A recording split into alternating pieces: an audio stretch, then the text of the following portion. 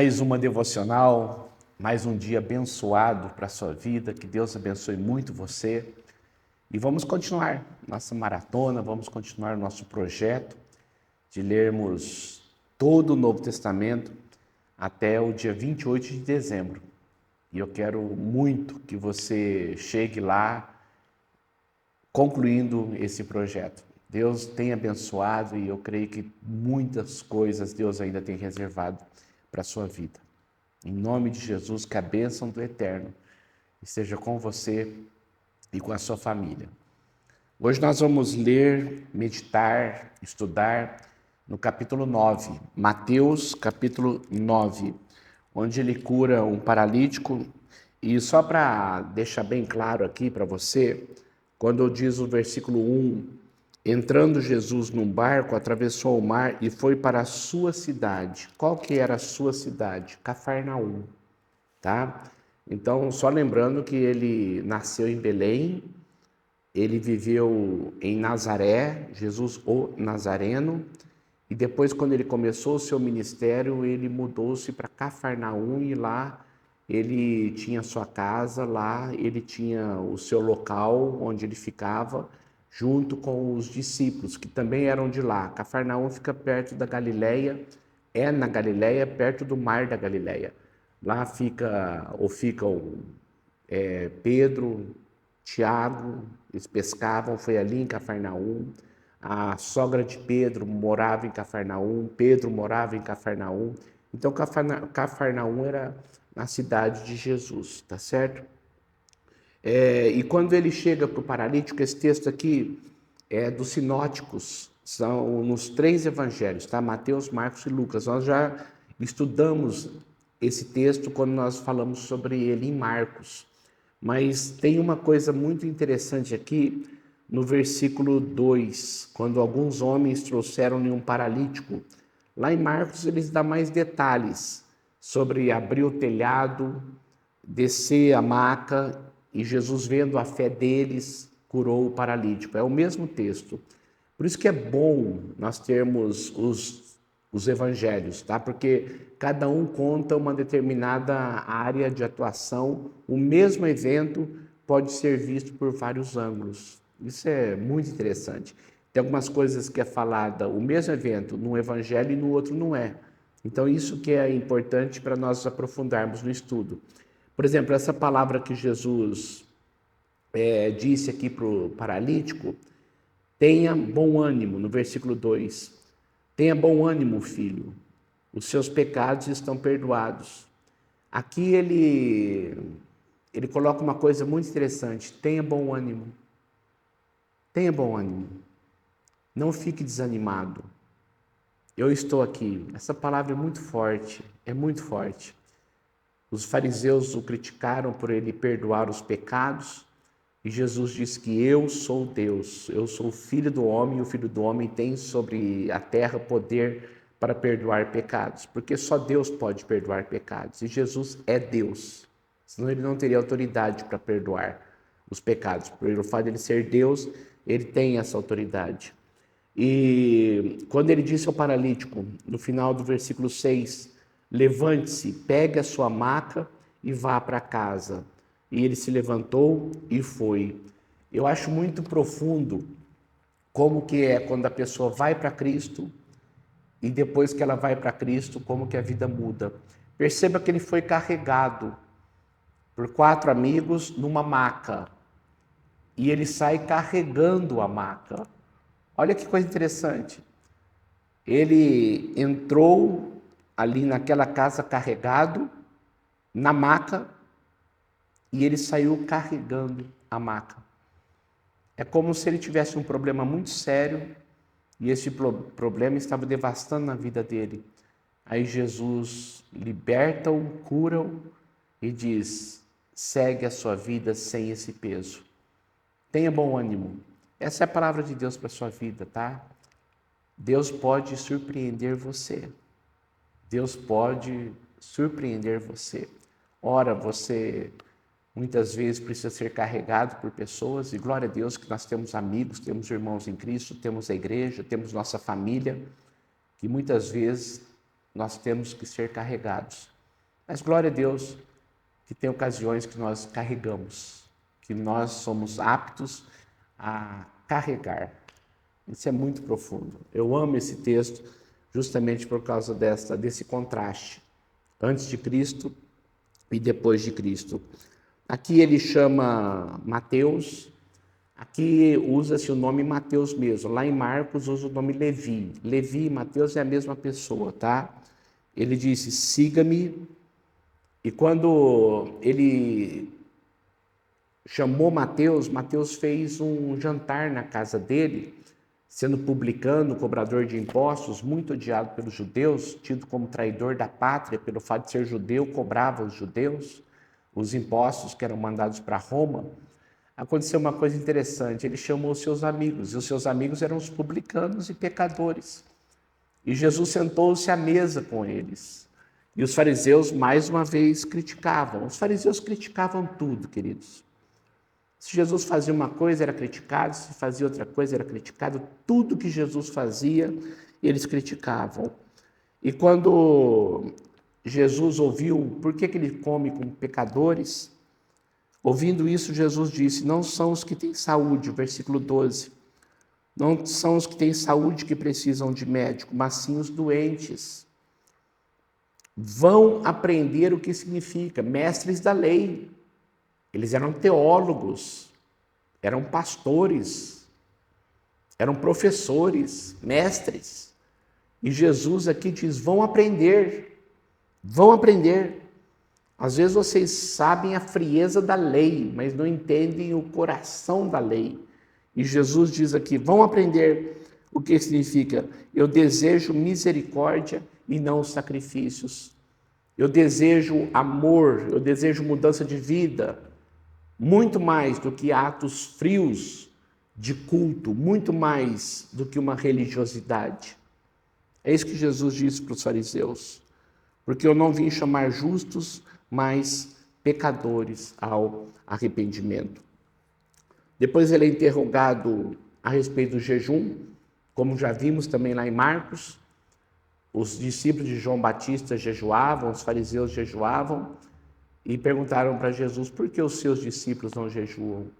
Ele diz, o noivo está na festa, eles estão na festa com o noivo. É como se tivesse um casamento e eles estão com o noivo na festa. Como que eles vão ficar sem comer na festa de casamento? Um dia o noivo será tirado, aí sim eles precisarão jejuar. Um dia sim, Jesus será assunto aos céus, e aí haverá a necessidade de nós, como nós temos necessidade de jejuar, de buscar Deus de forma mais intensa.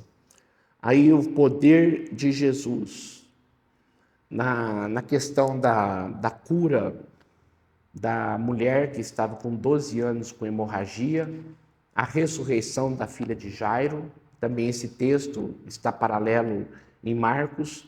Quando você pega a definição aí do parágrafo, por exemplo, no capítulo 16, no capítulo 18, tem a separação do parágrafo. Então, na sua Bíblia está escrita, o poder de Jesus sobre a doença e a morte. Usamos a Nova Versão Internacional. Aí, embaixo tem um parênteses mostrando onde estão os textos. Então, quando os textos citados aqui estão nos 3 evangelhos, passa aqui. Quando está num só evangelho, neste de Mateus e Marcos, só coloca Marcos. E quando é exclusivo do evangelho de Mateus, não tem texto nenhum citado. Então, toda vez que você perceber isso, você percebe que há 3 textos da mesma história, ou um texto da mesma história contado por Mateus, Marcos e Lucas. A maioria, tá? 70% praticamente de Mateus é tirado de Marcos, como nós já falamos.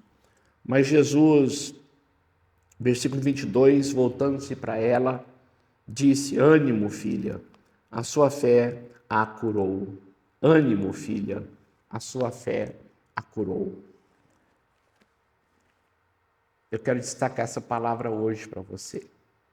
Quando você estiver meditando no texto, aqui de Marcos, de Mateus capítulo 9, quando você estiver com a sua caneta, perceba que Jesus curou o paralítico, disse, tenha bom ânimo. Curou a mulher, disse, ânimo. Essa é a palavra de Deus para você. Você que está desanimado com as doenças, com as dificuldades, com os problemas, com a família. Ânimo, ânimo. Esta é a palavra de Deus para você hoje. Ânimo, tenha fé, tenha fé.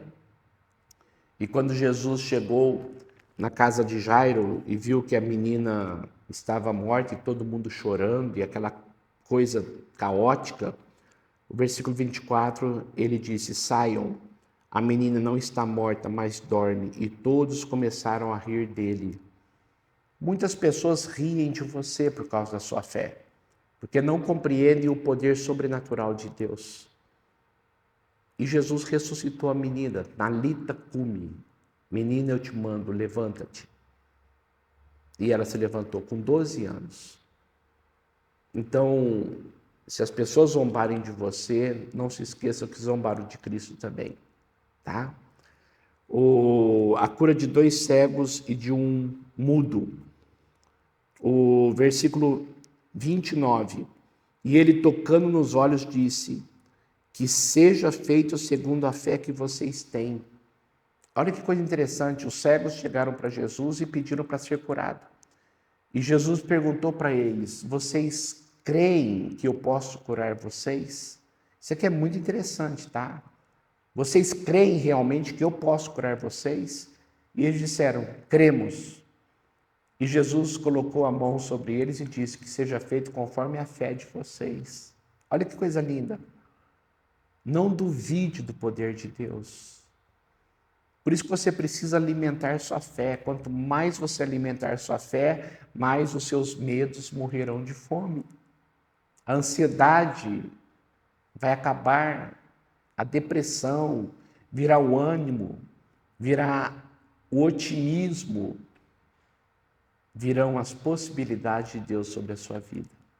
Muito profundo isso aqui, que seja feito conforme a fé de vocês. E o versículo 34.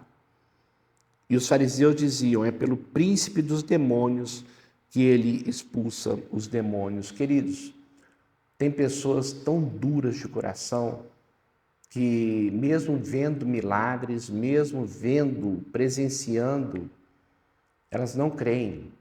São pessoas que já estão num estágio de dureza tão grande que não creem. Olha só, os fariseus viam todos esses milagres e ao invés de eles se curvarem e falarem assim, ele realmente é o Filho de Deus, eles diziam que o poder de Jesus era o poder de Beelzebul, o poder do diabo. Olha que loucura, que loucura. A dureza de coração onde leva a pessoa. Por isso que nós vemos pessoas zombarem de Deus, nós vemos algumas coisas na internet que nós ficamos horrorizados. Vemos pessoas escarnecendo de Deus nesses shows que são feitos aí no mundo afora, por artistas satânicos. Vemos o carnaval, pessoas escarnecendo de Deus. E aí você pergunta, a que ponto chegou a dureza do coração do homem? Os fariseus. Pessoas que diziam, o poder dele não é de Deus, mas é o poder do diabo. Olha que loucura. Esse texto aqui ele é muito profundo. Poucos são os trabalhadores. O versículo 36 é muito profundo, tá? Muito profundo. E eu quero terminar a nossa meditação de hoje, a nossa devocional de hoje, com esse texto. E eu quero que você preste muita atenção. Preste muita atenção. Ao ver as multidões, teve compaixão delas, porque estavam aflitas e desamparadas, como ovelhas sem pastor. E quando nós olhamos o mundo hoje, nós vemos isto. Cada dia mais aumentando o número de suicídios. Cada dia mais famílias sendo destruídas. Cada dia mais as pessoas irritadas, estressadas, ferindo umas às outras. Então nós olhamos e vemos como Cristo. São ovelhas sem pastor, são pessoas perdidas, desamparadas. E Jesus teve compaixão dessas pessoas. E então disse aos seus discípulos: Deus diz para você, discípulo de Jesus, hoje, olha só a palavra de Deus para a sua vida. A colheita é grande, mas os trabalhadores são poucos. Peçam, pois, ao Senhor da colheita que envie mais trabalhadores para a sua obra. Que envie mais trabalhadores para a sua colheita. Palavra de Deus para a sua vida. A obra é imensa e muitas vezes nós terceirizamos uma obra que é nossa. Nós somos responsáveis para levar as pessoas a Cristo. Nós somos responsáveis para ter misericórdia dessas pessoas. Então, tudo isso que você tem aprendido, compartilhe. Você pode muito bem pegar este vídeo que você está assistindo hoje e passar o link para muitas pessoas que vão ajudá-las tremendamente. Isso é trabalhar para Deus, é trabalhar para a obra, porque a obra é imensa, a colheita está aí, mas os trabalhadores são poucos. Ore ao Senhor da obra, ao Senhor da seara, para que mande mais trabalhadores para a sua seara. Eu e você somos as pessoas responsáveis para fazermos a obra de Deus por intermédio do poder do Espírito Santo, mas Deus usa-nos e é um privilégio sermos usados. Se disponha na mão de Deus. Compartilhe esses vídeos, compartilhe essas devocionais. Espalhe aquilo que tem abençoado tanto a sua vida. Pensa nisso com carinho. Vamos orar. Senhor, muito obrigado pelo privilégio de conhecermos o Senhor, por conhecermos a Tua Palavra. Muito obrigado pelo privilégio de termos contato contigo. Que o Senhor nos abençoe e dê-nos, ó Deus, um coração quebrantado, cheio de compaixão, como o Teu coração, para que nós também, ó Pai, sejamos bênção na vida de muitas pessoas. Que o Senhor nos abençoe, que o Senhor nos guarde e que o Senhor, ó Pai, a cada dia trabalhe profundamente na nossa vida. Em nome de Jesus, amém e amém. Deus abençoe muito você, viu? Medite com calma nesse texto, confronte a sua vida com a palavra, deixe Deus ministrar de uma forma profunda ao seu coração, visando transformação. Este é o projeto, esse é o propósito de Deus para a sua vida. Transformá-lo cada dia mais parecido com Jesus Cristo.